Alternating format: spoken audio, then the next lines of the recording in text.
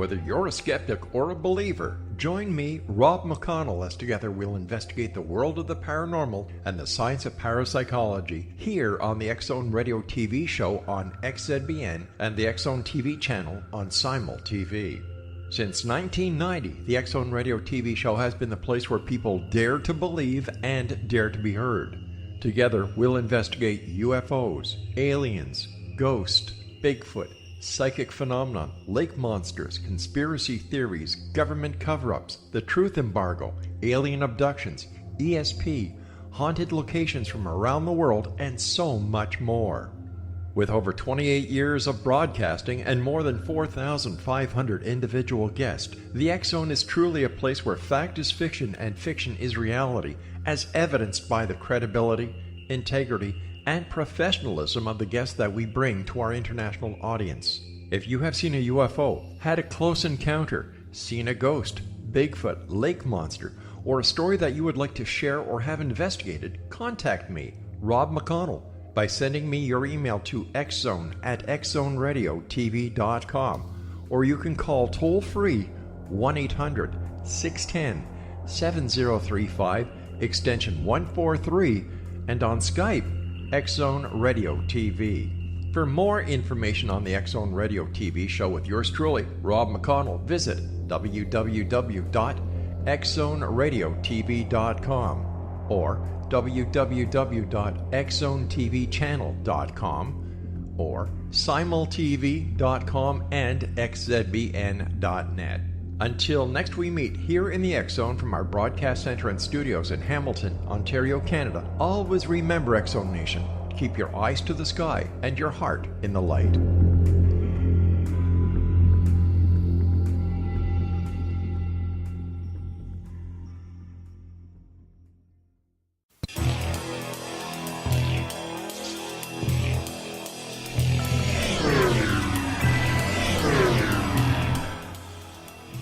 This is A Different Perspective with Kevin Randle.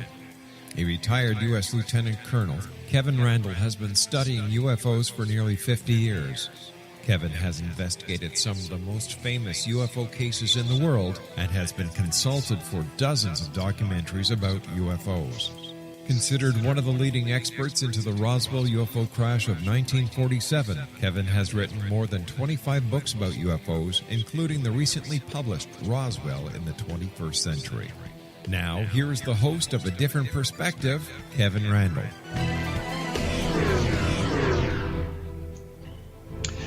Welcome to this edition of A Different Perspective, and I'll be joined by Dr. Bruce Maccabbe in just a moment. You know, I spend a lot of time preparing for the programs, reading the author's books, looking at the topics they're willing to discuss and that sort of thing. And what's always happens is about an hour before the program begins, I find something new to talk about. For those of you that don't know, Christopher Mellon was a former Deputy Assistant Secretary of Defense, and he apparently said this morning on a Fox program, "We know UFOs exist. There's no longer an issue. The issue is why they are here. Where are they coming from? And what is the technology behind these devices that we are observing?" And this follows reports from 2014, 2015 that Navy pilots were interacting with UFOs on nearly a daily basis. I mean, a lot of sightings going on. Mellon also said there is a vital national security issue, which is that our sovereignty is being violated by vehicles of unknown origin, which is what we have been in the UFO community been saying for literally decades, that there is a national security issue here. And the military, especially the Air Force, says, nah, it's nothing to it. It's just hallucinations and delusions and that sort of thing. I posted on my blog this morning, as a matter of fact, a story about the coming disclosure being the idea the government's going to give up and admitting that what we thought is true is in fact true, that we are being visited by alien creatures. And some of this suggests that the moves are being made and the information is being released that will end this full disclosure. So take a look at my posting on disclosure, which I'll probably have to update now at www.kevinrandle.blogspot.com. And as I said, I'm going to be joined here by Dr. Bruce Maccabbe. Bruce has spent his early years in Rutland, Vermont, Should put some glasses on here maybe. After high school, he studied physics at Worcester Polytechnic Institute in Worcester, Massachusetts, a BS in physics, and then at the American University in Washington, D.C., an MS and a PhD in physics. In 1972, he commenced his long career at the Naval Surface Warfare Center. He has worked on optical data processing, generation of underwater sound with lasers, and various aspects of the Strategic Defense Initiative and Ballistic Missile Defense using high-power lasers. Could we have any more complicated words to throw at me here? Bruce has been active in UFO research since the 1960s when he joined NICAP, conducting investigations and research until its demise in 1980. He became a member of MUFON in 1975 and was subsequently appointed to the position of State Director for Maryland, a position he still holds. In 1979, he was instrumental in establishing the Fund for UFO Research and was chairman for the fund for about 13 years. He presently serves on the national board of the fund. His UFO research and investigations have included the Kenneth Arnold sighting, the McMinnville, Oregon Trent photos of 1950, the Gemini 11 astronaut photos of September 1966, the New Zealand sightings of December 1978, the Japanese airline JLA 1628 sighting of November 68, and I got to talk to some of the people that were involved in that as well, and numerous other sightings. He has done historical research and is the first to obtain the flying disc file from the FBI. Bruce is the author or co-author of about 36 technical articles and more than 100 UFO articles. He is co-author with Ed Walters of UFOs Are Real, Here's the Proof, which was an Avon book in 1997. He is the author of the UFO FBI Connection, Llewellyn books of May 2000, and he is the author of a novel, Abduction in My Life, in November 2000.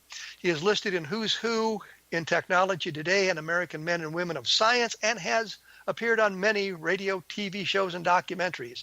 He is an accomplished pianist and organist who performed in 1997 and 1999 at the MUFON Symposium. And I mention that simply because I've been getting into keyboard action myself, and I am really, really terrible at it. Well, now that I've used up the entire show reading his introduction, we'll see you next week. No, I'm just kidding here. Dr. Bruce Maccabbe is the author. The latest book, I guess, is 3 Minutes in June, the UFO Sightings That Changed the World, and that is about the Kenneth Arnold sightings. But before we move into that, which I know is an area that Bruce would like to talk about, and unfairly, given his information, this information was just published today, and that is Wednesday, May 29th, and I normally don't put anything in the program that'll pin down the exact date, but I wanted it known that this was information that just came out today, and when the program airs, it'll be a couple of days old. And as I say, I didn't want to ambush Dr. Maccabbe with this, but I wanted your thoughts on what Christopher Mellon said today, if you have any. Well, yeah, I do have. This whole disclosure phenomenon, I guess you might say, is a sort of been going on drip by drip, drip, drip, drip for the last many years. And when Mellon says, well, flying saucers or UFOs or UAPs or whatever they want to call it are real, this has been known for a long time, but just not admitted by the government. Primarily, is he the highest ranking member of the government to come out and say unequivocally UFOs are real? Could be. That's a possibility. I haven't checked with all the members of the government, of course, to find out if anybody else has said anything earlier. But anyway, he's acknowledging something that those of us who have studied the subject know has been real all along, you might say, and has been known to the Navy. The Navy, although you've heard about Project Blue Book and the preceders, Project Simon, Project Grudge, those were run by the Air Force, and sort of the Air Force has carried the ball for the government for the last 70-some years. But the Navy has been in on it as well. The first formerly top secret document that we were able to get a hold of from the, a document that actually was top secret, a report made in the fall of 1948, was supposedly written by the Air Force, but it has co-author of the Office of Naval Intelligence.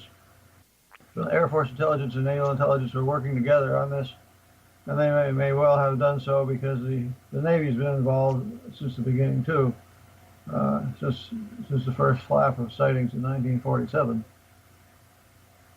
Well, this kind of brings a question to my mind because you worked for the Navy for, I guess, decades.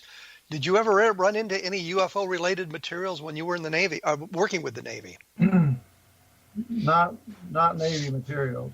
I mean, I ran into a lot of UFO stuff on the outside, but it had nothing to do with work. That's a question that's always asked of me because of my association with Air Force intelligence and later Army intelligence. Did you ever run into UFO materials? And the only thing I ever saw, there was something, and you may be familiar with, called the Weekly Intelligence Brief, the WIB. And I remember one story which was unclassified about an airline crew, I think near Japan, that had sighted something strange. And that was my only, I guess you would say, official connection for my position in the Air Force as an intelligence officer with UFOs. So I just wondered if you'd run anything like that at all. No, I was not in intelligence. The closest that I got to a situation where there might have been some association with UFOs had to do with the development of the so-called Star Wars program, Ballistic Missile Defense, where they were trying to come up with what's called an architecture, a system for shooting down Soviet-launched ballistic missiles. And I've been asked many times, since I was on what was called the pilot architecture program, which was the government's version of an attempt to put together a system, while at the same time 10 companies were running their own programs, everybody trying to get a piece of the pie, you might say. And that was a big pie, much bigger than 3.14, unless you put a billion after it. Anyway. A mathematics joke. I think that's the first mathematics joke we've ever had on the program, so congratulations. Well, anyway, I kept my ears open and my eyes open for any hint of this system being designed to shoot at things coming from the outside. And I never saw anything other than shooting towards the surface of the earth. Weapons, while you'd be having a series of satellites which are up there watching what's going on, 24/7 watchers up in the sky, and they would be turned towards the earth to see if they're seeing any launches of missiles. Well, I'm going to have to break in here. All the weapons were designed to shoot down things that were launched from the earth. There wasn't anything that I saw that was related to protecting the earth from things coming from the outside. Okay, I'm going to have to break in because we're going to have to take our break. As I said, there's going to be more about disclosure, or is more about disclosure on my blog at www.kevinrandall.blogspot.com. And I will be rejoining Bruce Maccabbe here. We'll be talking about, I think, the Arnold sighting and that sort of thing. His book is 3 Minutes in June, the UFO Sightings That Changed the World. And his website is brumac, BRUMACK.mysite.com, so you can take a look at things that he has to say about all of this. As I say, we'll be back, and I think we'll be talking about the Arnold sighting and some of the history of UFOs in just a moment, so hang around.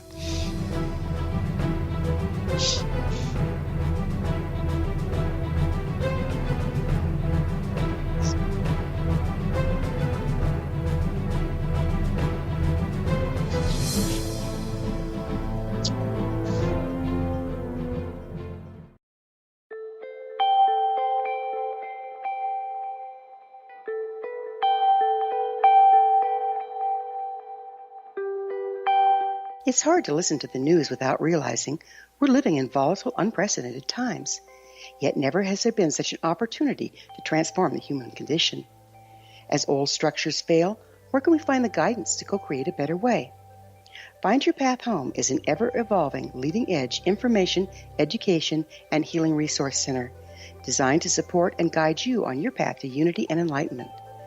Based on sound principles employed by shamans worldwide, we provide techniques that can support you through the current transitions, offering online shamanic classes, international long-distance shamanic healing sessions, complimentary Mission Evolution radio episodes and Stairway to Heaven TV vignettes, seminars, retreats, and much more. All of this can be found on findyourpathhome.com.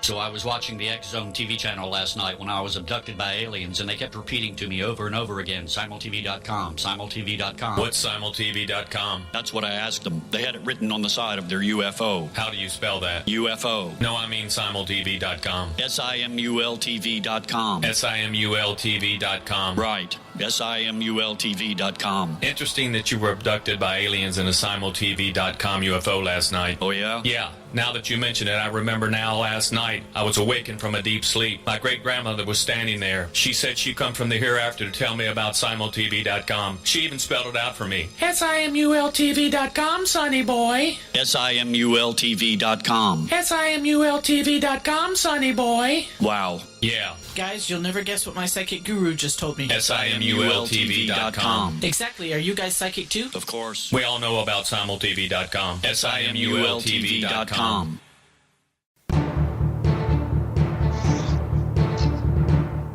I am here with Dr. Bruce Maccabbe. He of, I guess, great decades of UFO research. The book is 3 Minutes in June, the UFO sightings that changed the world.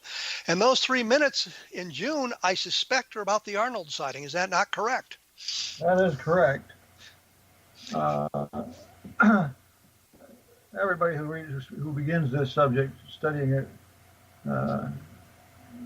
with an intense study, or even with a let's just see what if there is anything to it type of study, it's going to come up against the Arnold sighting, because it's the first one, and the one which during which time, or the term flying saucers was sort of invented to describe what he would claim he was seeing.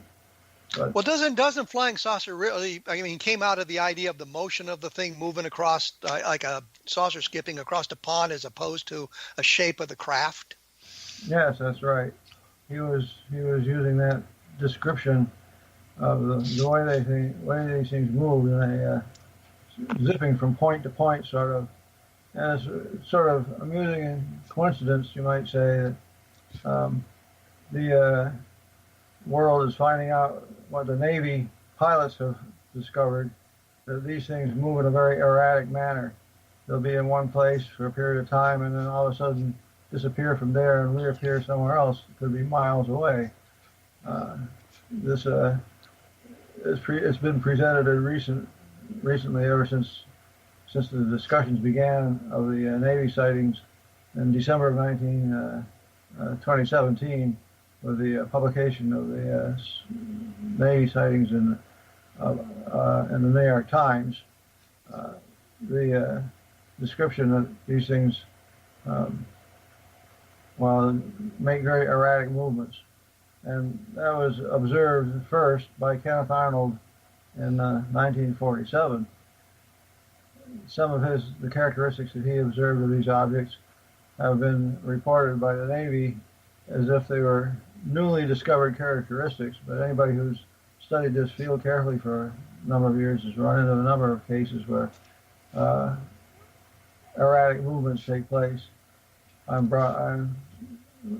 to mind the sightings in New Zealand in December of 1978 that I investigated on the spot, sort of by going to New Zealand and talking to the pilots and so on. And they had radar sightings of objects which would be stationary at one point for maybe a couple of sweeps of the radar, and then the next sweep of the radar is gone, but there's a detected object at some other place that could be miles away, and it's as if it just sort of disappeared from one place and reappeared somewhere else. Well, let's go back to the Arnold sighting for a moment, because I wanted to get into the New Zealand sightings, and one of the people who had sent in questions for you had asked specifically about that, so we'll get to those. But what bothers me about the Arnold sighting, and I know you've seen the original Air Force file on it, and the shape of the object he drew then, and later on he came up with this much more stylized crescent shape with kind of a bat wing type rear to it. Does that bother you, that the shape of the object sort of evolved in that direction or evolved at all?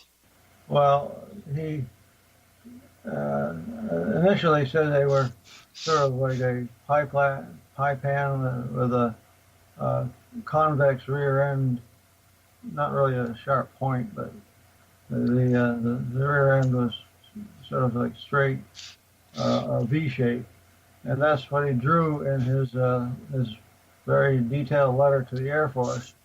But he says that after he thought about it, well, there were 9 objects that were traveled between him and over near Mount Rainier, and he got a pretty good look at these things as they went by right in front of him, heading south, and he was heading towards the east, so they ran right across his path, you might say.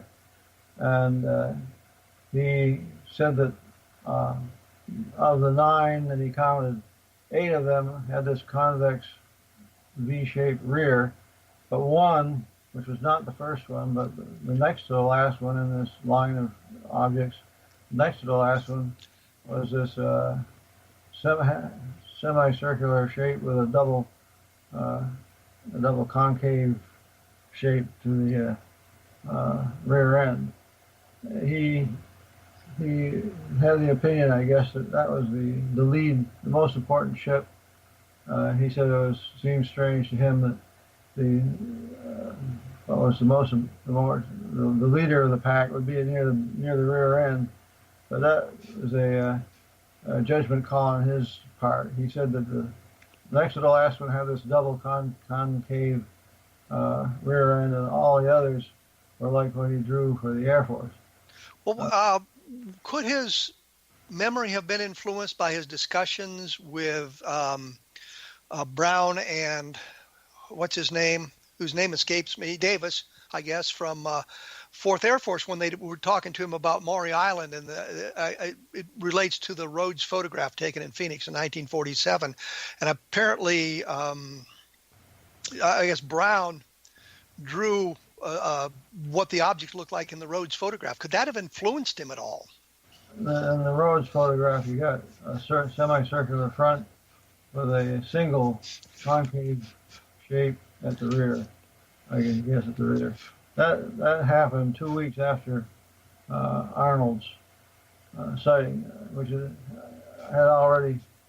Arnold's description had already been sent to the Air Force. The semicircular with a V shape, convex V shape of the rear. I don't think that his description of the shape of this one object was affected by the others. I think it's just that he noticed that one of them he realized that it seemed that one of them was different from the previous ones. But as I point out in this book, I don't know if you looked at any of the stuff that I sent you, but the thing about the Arnold sighting was he was the right guy at the right time in the right place with the right attitude, as far as I'm concerned, to be the first person to have their sighting report transmitted.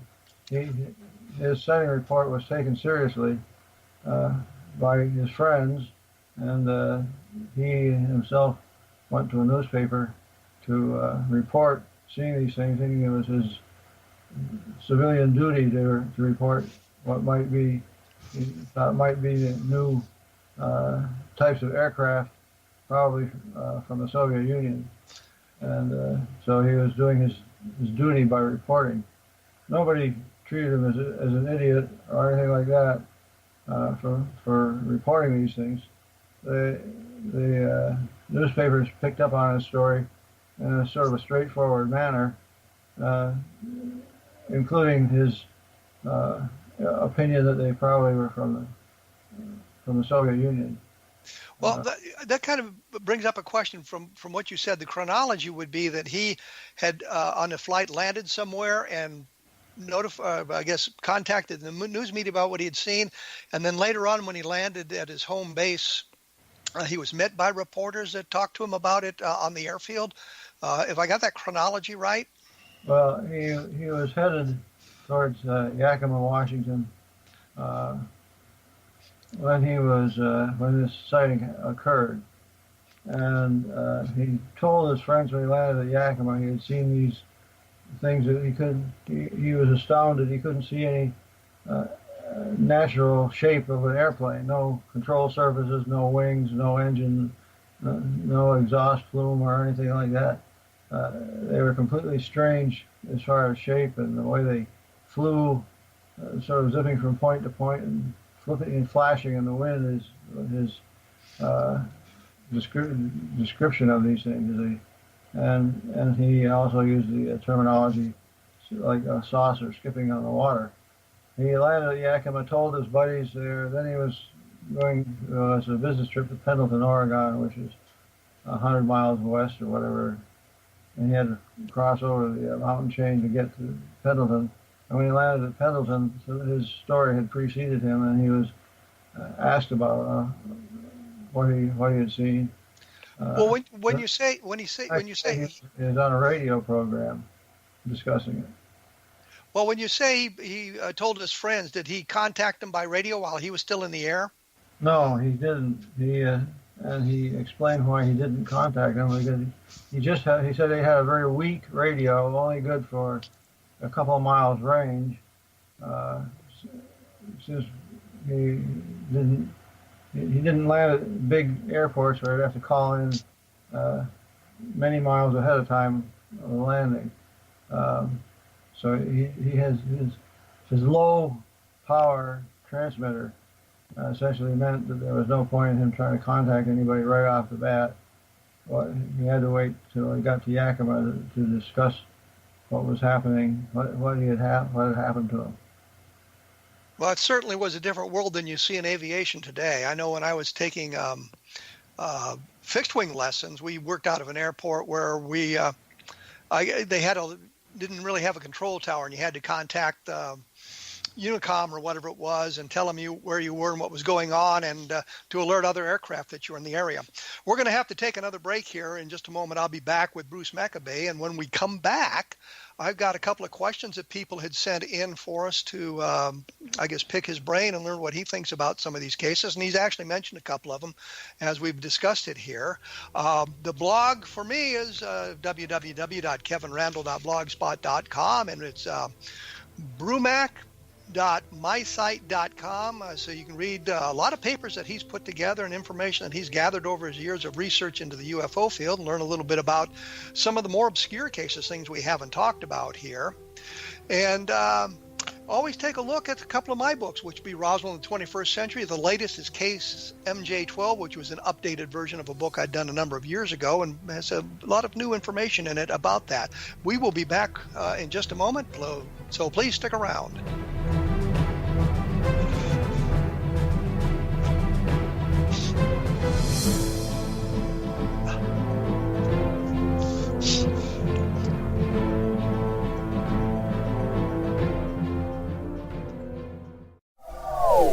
They are here, and they've been here for thousands of years, making their presence known in the shadows. They might be seen by a lonely motorist on a deserted road late at night, or by a frightened and confused husband in the bedroom he is sharing with his wife. But who are they? What do they want? Why are they here? Perhaps most concerning, has the government been aware of their presence all along? The new book by L.A. Marzulli, UFO Disclosure, the 70-year cover-up exposed, delves into the world of UFOs. Can full disclosure be soon?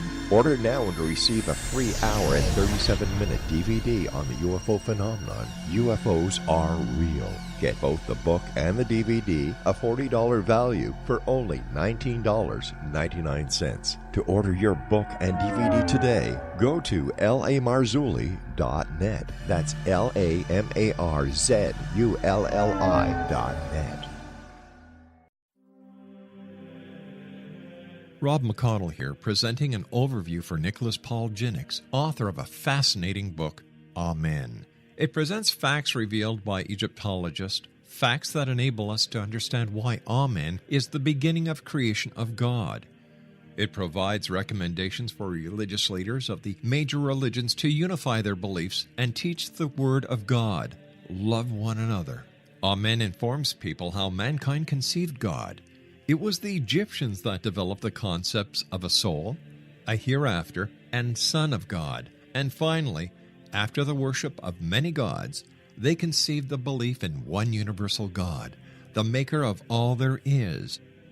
For more information, visit www.futureofgodamen.com. That's www.futureofgodamen.com.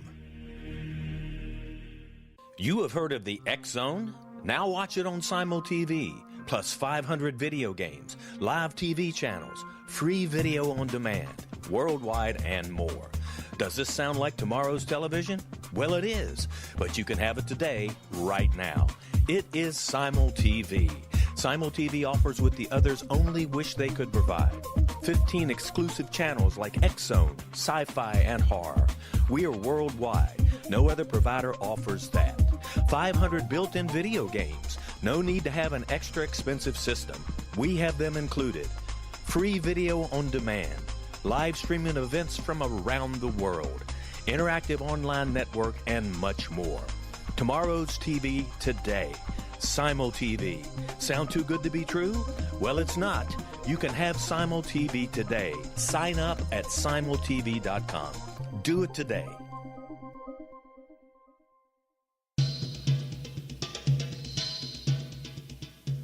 I am here with Dr. Bruce Maccabbe. In just a moment, we're going to ask him a couple of questions that were sent in by readers to the blog.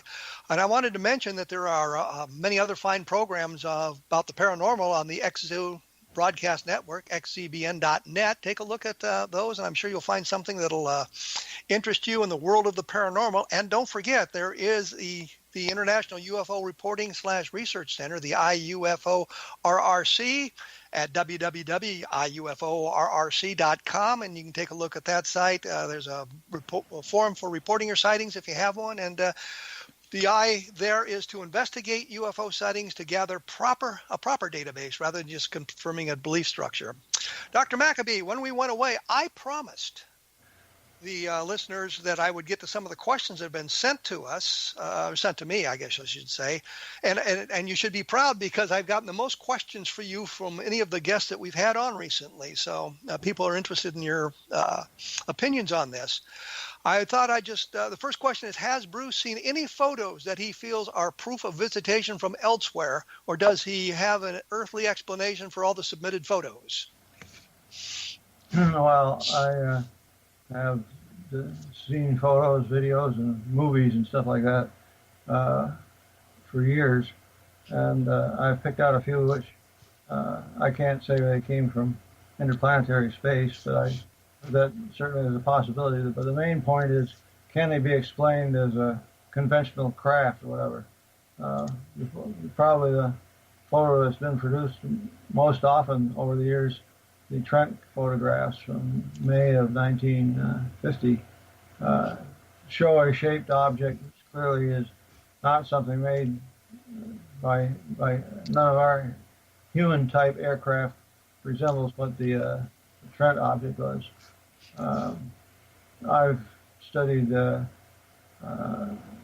motion picture film and videos and so on of objects doing things that can't be done by our aircraft. One of which comes from Gulf Breeze, Florida, and shows an object that was hovering while somebody was videotaping it, and all of a sudden it took off and sort of like disappeared.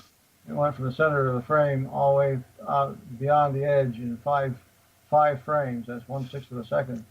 And you can see the image itself being affected by this extreme acceleration of the acceleration being noted by how far the object moves from one frame to the next.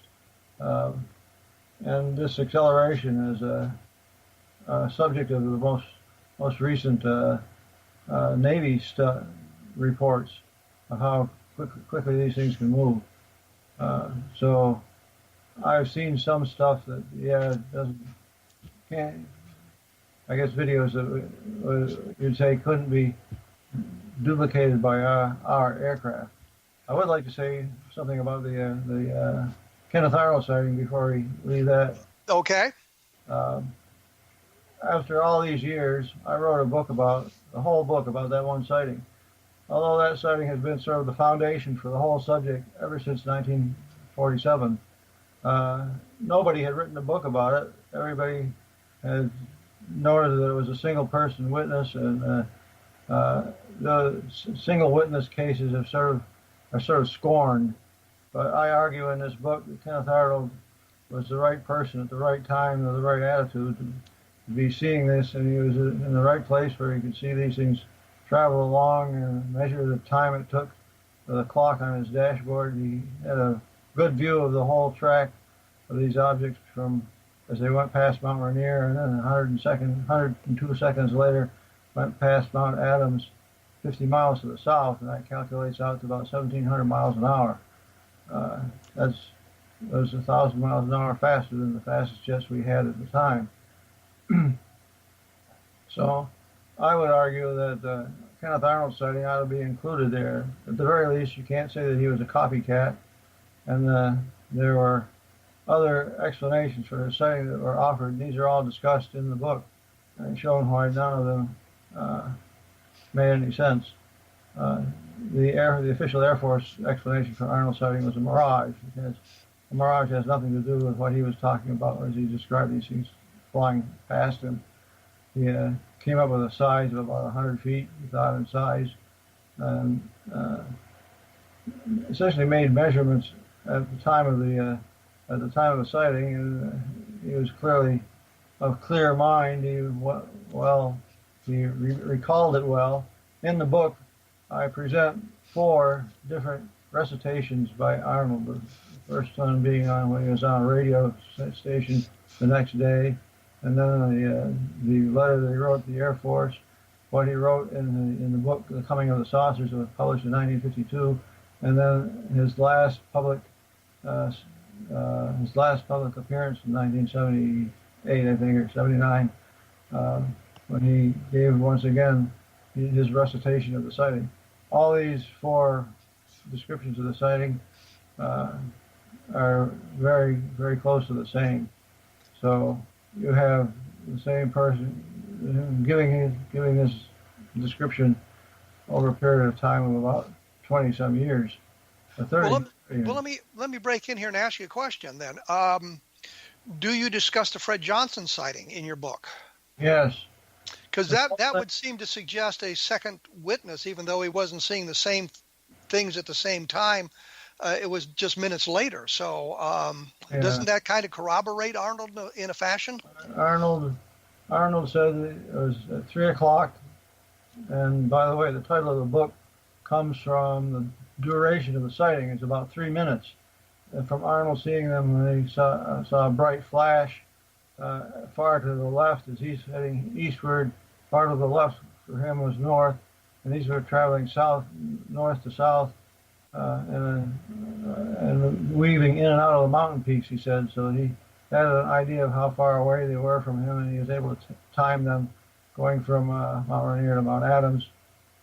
Fred Johnson, the prospector, read about Arnold's sighting in the newspapers and sent a letter to the Air Force describing what he saw. And he said he was on the flank of Mount Adams, on the side of Mount Adams prospecting when these things went over his head, going upwards into the clouds. About the time that Arnold said that they were disappearing near Mount Adams as far as Arnold was concerned, that was the same time that Fred Johnson saw these things going over his head, and he described them as being semicircular with a thing like a tail weight, which is going back and forth like the hand of a clock. Didn't Johnson also describe some electromagnetic effect? Yes, he said his compass was wobbling as these things went over, and after they disappeared, his compass resumed its normal compass function. This is a magnetic field effect, presumably, and he thought they were maybe 1,000 feet above his head. It's a huge magnetic field to affect something like a compass over a distance of 1,000 feet. So Arnold's sighting really isn't standalone. There is a second witness to it. There were other people, too, who saw objects in the sky in the same time frame. one guy in Idaho who said, who saw these objects heading to the west, and he said, yeah, Arnold probably saw the same thing a little bit later than this man who was in Idaho. Who was the guy in Idaho? I forget the name, but there were several people who claimed they saw things up in the sky. Was he a newspaper guy? No. Okay, I guess not. I was thinking of somebody else then. Okay, so on the photographic end of it, you said something that I found interesting, and it's kind of a idea I have. You say that the photos don't prove they're extraterrestrial or interplanetary or interstellar, but they represent, I guess, a craft that hasn't been built on Earth yet. But you can't take that leap into extraterrestrial from just the photograph. I guess the closest to extraterrestrial you'd say would be the Skylab 3 photograph. Skylab was after the moonshots ended, we wanted to put a laboratory up in space where there would be enough room to do experiments and so on. And Skylab was sent up in 1972, I guess. It was up there for several different crews.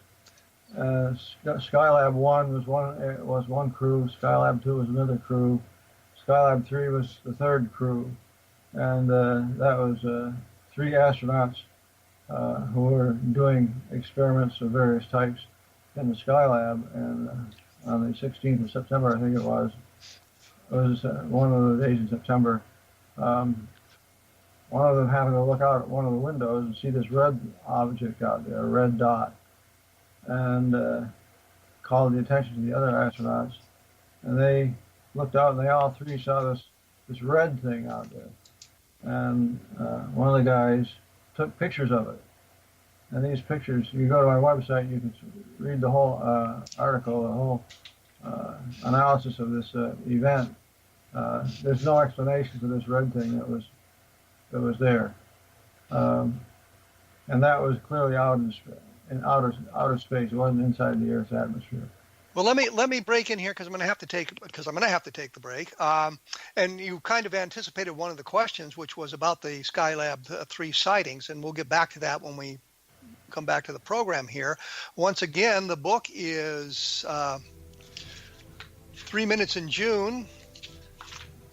It's the UFO sighting that changed the world, and the website is brumac.mysite.com. Mine is www.kevinrandall.blogspot.com, and we will continue our discussion with, I guess, UFOs and try to get to the rest of these questions in the last segment of the program. So we will be back in just a moment, so please stick around.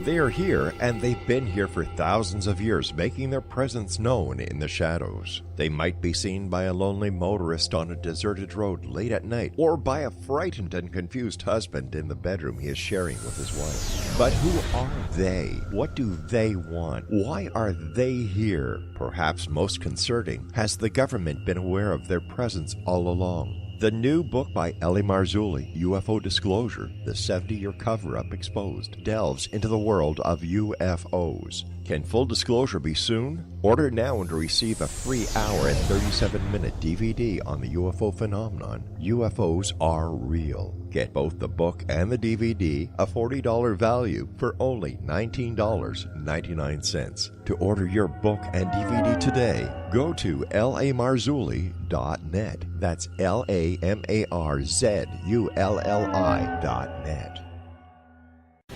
Christopher Fulton is a survivor of the national security state.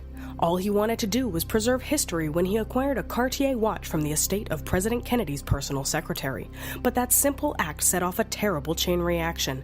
He was pursued by the U.S. Justice Department and the FBI, thrust into the middle of the U.S. government's Assassination Records Review Board, even monitored and pursued by the Russian government. All because that Cartier watch was the missing link of evidence, a timepiece worn by JFK that fateful day in Dallas, a link resulting in Christopher being incarcerated and attacked for 9 years Americans because he opened a hidden chapter in history. The intriguing journey outlined fully in Christopher Fulton's memoir, The Inheritance, is available now through TrineDay.com or Amazon.com. The Inheritance, Poisoned Fruit of JFK's Assassination by Christopher and Michelle Fulton is a must-read, an incredible tale of how easily our own government can overrule justice. The Inheritance, Poisoned Fruit of JFK's Assassination.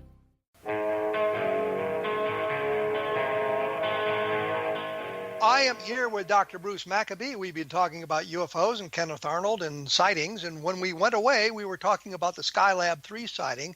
And I guess you said that they saw a red light or a red object from the Skylab? Yes, and they took 4 pictures of it. 3 of the pictures show a dot. The 4th picture shows a structure. And it's kind of hard to describe this structure, but if you go to my website and look up Skylab 3 by scanning down through all the articles that I've written, you look up Skylab 3 and you can see pictures, copies of the pictures that they took. Have the skeptics offered any explanation for what the photograph shows? Oh, well, yeah, yes and no. They try to argue that it might have something to do with light coming through the atmosphere of the Earth being colored. The effect of the atmosphere causing the reddening of the sunset, so to speak, and the reddened sunset illuminating an object that would be what would ordinarily be out there in space. Satellites we make are either silvery, metal, or painted white, and they would argue that some silvery or whitish object was there, satellite of some sort, and illuminated by the sun when the sun is nearly extinguished by the edge of the Earth, so the sunlight is going through the atmosphere and turning red. The red sun bouncing off a silvery piece of metal, for example, might explain it. But the astronauts actually threw that out themselves by timing when this red thing went into the Earth's shadow. After their own satellite went into the Earth's shadow, it was several seconds, 5 or 6 or 7 seconds before this other thing went into the Earth's shadow. And it didn't match up with what you would expect for a satellite, an ordinary satellite. It was something that was not there. Well, shouldn't have been there, I guess, is the best way to describe it. But it's a pretty technical article. You can go and read their testimony about it, what people have said about the sighting. What are your thoughts on the RB-47 case? This was the I guess a sort of a visual radar sighting that took place back in 1957. Yeah, that's a very complicated case. Yeah, as I was talking to you about that, it just suddenly came to me that this is a very complicated case. It breaks down, I guess, into radar sightings and visual sightings. And also, they had electrical intelligence equipment on board the same airplane, and they were getting some signals from it, which suggested that it had, they quote, they, unquote, were able to send us signals that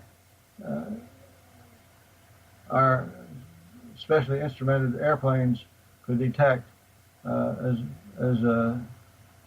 radio signals. In other words, we were detecting radiation from them, from this object. It seemed to be radiating in the microwave band where the electronic intelligence stuff operates. But the crew did. I know some of the guys were buried down in the I guess the hold or the cargo department of the aircraft, watching radar scopes and things like that. But there was of course, a air crew up there and they had visual sightings that went along with this. Yes. Anything spectacular about the visual sightings? Shape of the craft or anything? I'm not an expert on this particular case. It's been a long time.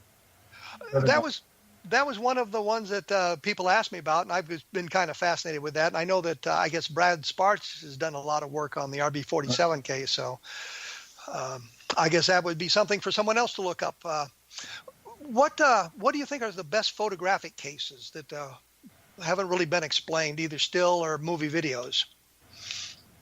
Well, there's the Trent case. Of course, I should point out that almost every photo case has an explanation proposed. That doesn't mean that it makes any sense. For example, in the Trent case, the most recent explanation is that Trent took a truck mirror and hung it from overhead wires, photographed it, took a couple of photographs, and then they invented a story to go along with it. I talked to Mrs. Trent many times in the latter half of the 1970s, and I collected all the information I could from other people who had talked to the Trents over the years, from starting in 1950 and going up into the 1990s when they died. And they're totally consistent in saying that they had seen this thing in their story about what it was. And, nobody who talked to the Trents got the impression that they would be clever enough to think of how to hoax something like this. Was there anything going on in May of 1950 that would inspire somebody to do a hoax like that? I mean, was there a big wave of sightings going on that was nationally reported, or nothing in particular? So it's not like you would see today where people are talking about UFOs and suddenly somebody shows up with pictures and he was inspired to hoax them because of all the sightings that were going on. Yeah, right. There were continuing sightings from 1947 onwards, but the number of sightings reported in the press was not very great. You get a few articles every now and then. The Air Force knew that there were sightings going on because their Project Sign and Project Grudge were collecting reports, and some civilians were collecting reports, but there was no big flap like it happened in 1947, or it happened again in 1952. And by the way, I have a book out now called The Legacy of 1952, the Year of the UFO, which directly addresses this situation of 1952 having over 1,000 sightings collected by the Air Force. This is a period of time when in the summer of 1952 there were objects appearing for 2 weekends over the national capital. And it was kind of inspired some of the investigation that went on afterwards, I think. There was an awful lot of sightings. I think there was 1,500 that were collected in 1952, and like 300 of them were unidentified. That's and right. The Washington Nationals, which you referred to, the radar visual sightings with the air intercepts actually as well, got the interest of the president and the Congress as well. So it's kind of a time of big UFO reports. A very important event that happened that sort of solidified the policy that the Air Force had towards UFOs, namely that they didn't exist. There were so many sightings that the Air Force figured something had to be done to damp down the interest in the UFOs that was being picked up by newspaper articles all over the place. When a big newspaper has in 3-inch print on the front page, hundreds in Area C UFOs, something weird is going on. So the Air Force Director General John Samford, who was the Director of Intelligence for the Air Force, to hold a press conference, which he did on July 29th of 1952, he basically said that as far as he was concerned, everything was natural phenomena. The radar detections over the Capitol were a result of bending of radio waves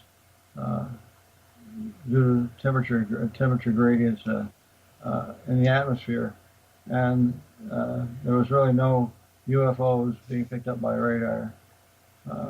The press was all happy with that. Went away and said that there was an article about UFOs are just hot air, says General. Well, the interesting thing is I talked to Major Dewey Fournay and Al Chop, both of men who were working with the Pentagon on UFOs, one in the military, one in the civilian side, who were in the radar room on, I guess, July 26th. So I had an opportunity to interview them quite a while ago about their experiences, and it just doesn't match with what General Sanford was saying at his press conference about it being temperature inversions and illusions and all kinds of things like that. Dr. Maccabbe, I am out of time. I have to thank you for taking your time to chat with us here Thank you about for the UFOs. invitation. Your book you wanted me to push was 3 Minutes in June, the UFO Sightings That Changed the World. And we've mentioned the website, and more information can be found at brucemaccabbe.mysite.com. Thank you, Dr. Maccabbe. Thank you.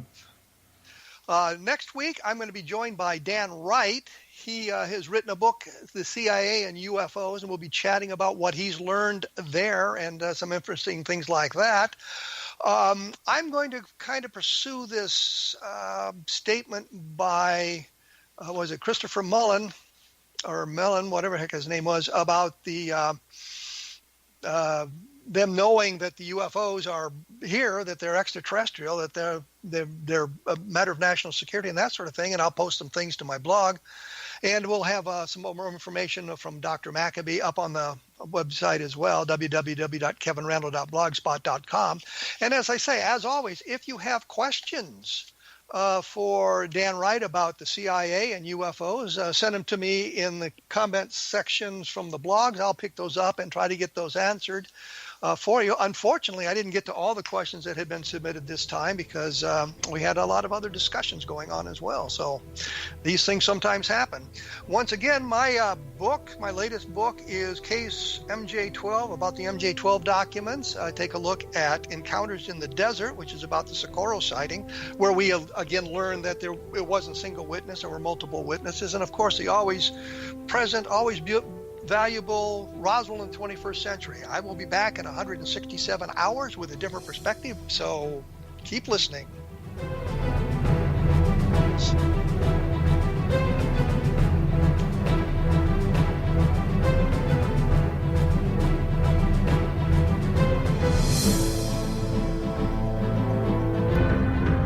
If you are looking for a safe, zero-calorie natural option to the harmful artificial sweeteners on the market today, Just Like Sugar is what you're looking for. Just Like Sugar is a wonderful natural alternative for those health-conscious people who choose a calorie-restricted diet with a great, pure, sweet flavor that tastes just like sugar. Just Like Sugar is a great natural option for people suffering from diabetes and may be useful in restricted diet programs where standard sugars are not allowed and does not cause a laxative effect of some other sweeteners. Just Like Sugar comprises a perfect blend of chicory root fiber, natural calcium, natural vitamin C, and Just Like Sugar's sweetness comes from the natural flavors from the peel of the orange.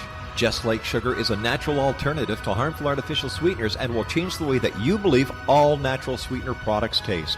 Just Like Sugar is available at your local Whole Foods markets, Wild Oats markets, Henry's, Sun Harvest, and many other fine natural food stores in the U.S., Canada, and worldwide.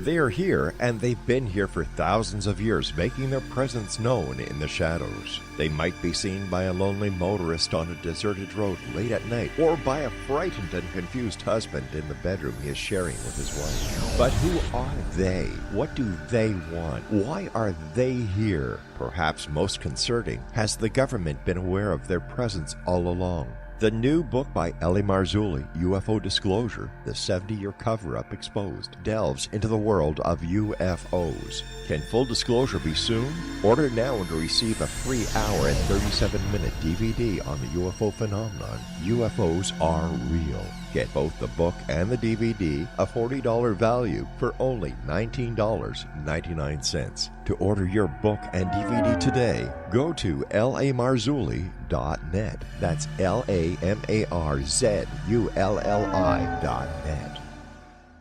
You have heard of the X Zone? Now watch it on Simul TV, plus 500 video games, live TV channels, free video on demand, worldwide, and more. Does this sound like tomorrow's television? Well, it is, but you can have it today, right now. It is Simul TV.